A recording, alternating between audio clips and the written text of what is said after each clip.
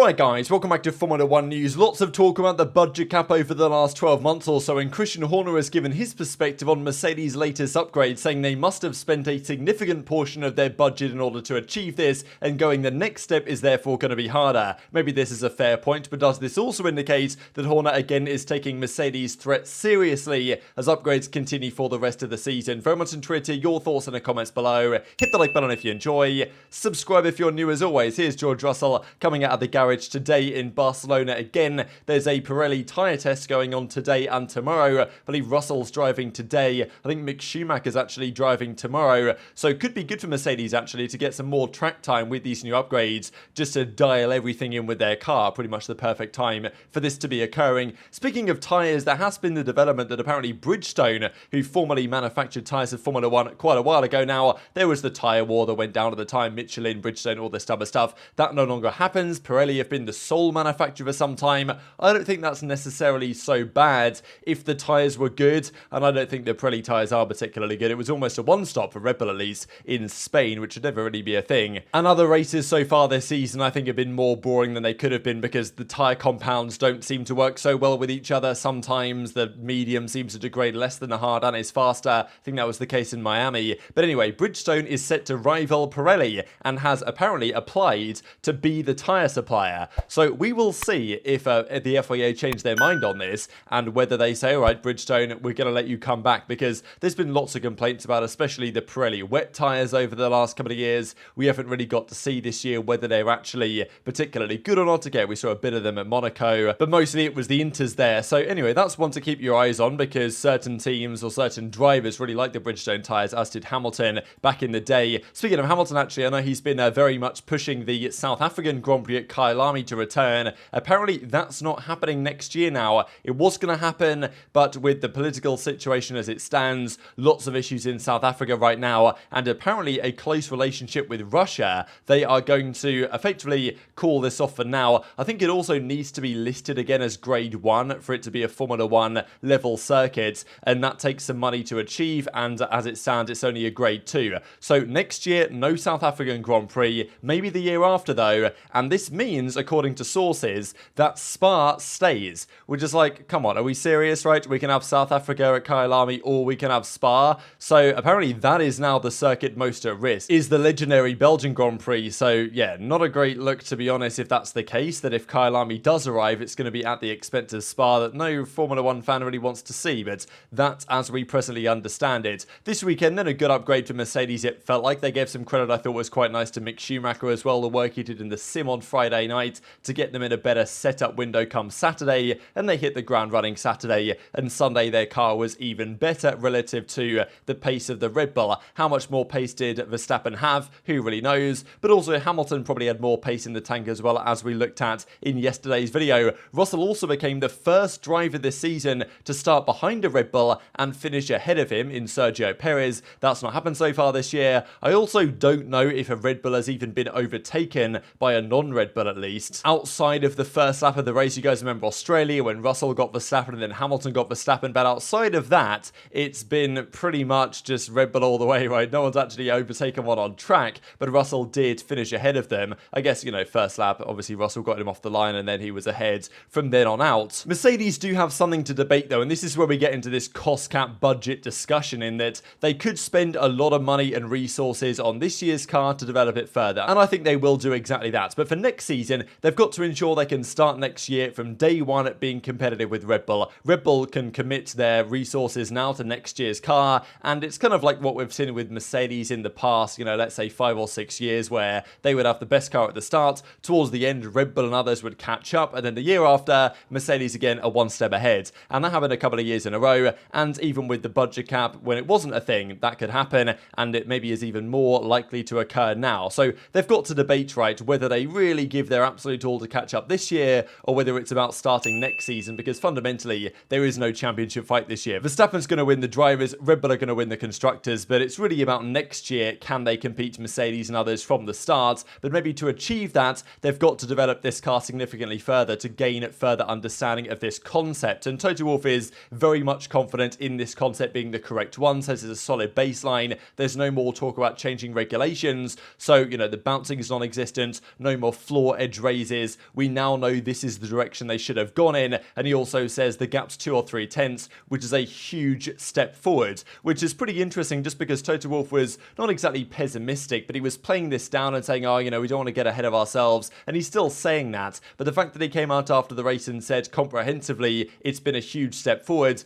does show that Mercedes are very optimistic in the potential of the package they have. And they were, by the numbers, around about 3 tenths off the pace of the Red Bull, far quicker than the Ferraris, far quicker than the Astons. We shall see over the coming 3 or 4 races whether this was an outlier for Mercedes, whether this was just especially good. It certainly wasn't a bad weekend for Red Bull though, because, I mean, obviously Mercedes were very close to Red Bull, relatively at least, compared to what Red Bull generally does in Australia, but that was just a bad weekend for Red Bull compared to their normal pace. Is this just a good weekend for Mercedes compared to their normal pace? Who knows? But they were pretty reasonable in Monaco as well. And this is by race pace, excluding Australia, the closest any team has been to Red Bull so far this season. So there's obviously caveats in place here, but still, Mercedes will take a lot of confidence in this development. And even Aston Martin Stroll went on to say, I think this is Lance Stroll, that the Mercedes was a rocket ship, which feels, I mean, when the RB19 exists, it's kind of funny to call the Mercedes the rocket ship, but I'm sure they will take said flattery. So look, Toto Wolff is still saying it's a long way to go, we've got plenty of progress still to make, but Christian Horner is, for the first time in some time, actually giving some quite interesting and spicy remarks towards Mercedes. He says the following: the rivals that they have, Red Bull, are still no closer,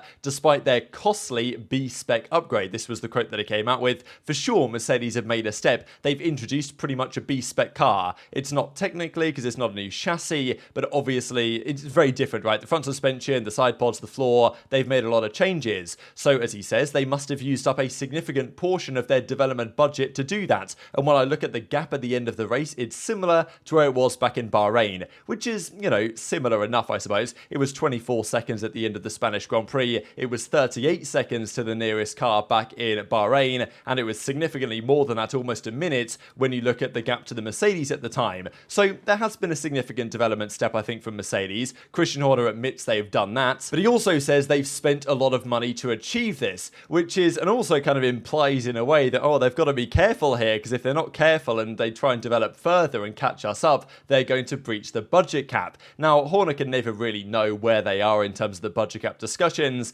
and, you know, this was the comment that he says. They've obviously committed a significant part of the cap. It's up to the team how and when it applies it. Obviously, visually it looks different, but sometimes the visual things have the least impact. It's what's usually underneath the skin or the finer detail that has the bigger impact, so obviously they have brought a significant amount of parts, which is definitely true. How much budget have Mercedes used, though, to get to this point? Just because at the start of the season in Bahrain, which still has the biggest gap from the Red Bull to the second closest team, they knew in Bahrain testing they needed to go down this different route, which they have now introduced. So it's not like they've done a Ferrari, where Ferrari spent the first several races of this year thinking, you know what, this car's pretty good. It's good in quali, so we can get there in the race. Now I think they've come to the realization that that isn't really going to cut it, whereas Mercedes knew from effectively day one of putting this car on track that they needed to change direction. So in terms of percentage of their total budget, they probably haven't used up as much as you might think that they have to achieve this. How much more have they got left to give? I think it's quite a lot. Definitely James Ellis and Andrew Chauvelin have made that point that